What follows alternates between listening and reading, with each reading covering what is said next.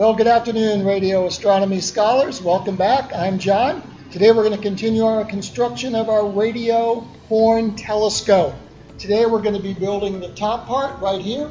As you can see, it consists of 4 sides cut out of actually home foam insulation. It comes in 4x8 sheets. So you should have one of those to start, and hopefully you picked that up at Lowe's from our materials needed list.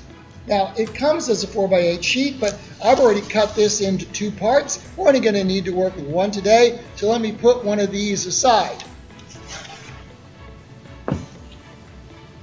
So the materials we're going to need for today are, of course, our half sheet of foam insulation, box cutter knife, a marker, and ideally a nice heavy metal meter stick, but a meter stick measured in inches. I know it's a centimeter world, but in this case, we're going to be using inches to make our cuts. Now, it doesn't matter which side you cut, whether it be the silver side or the dull side. Makes no difference where you do that. It's only going to make a difference when we assemble the telescope. Dull side goes on the outside, and the shiny side goes on the inside.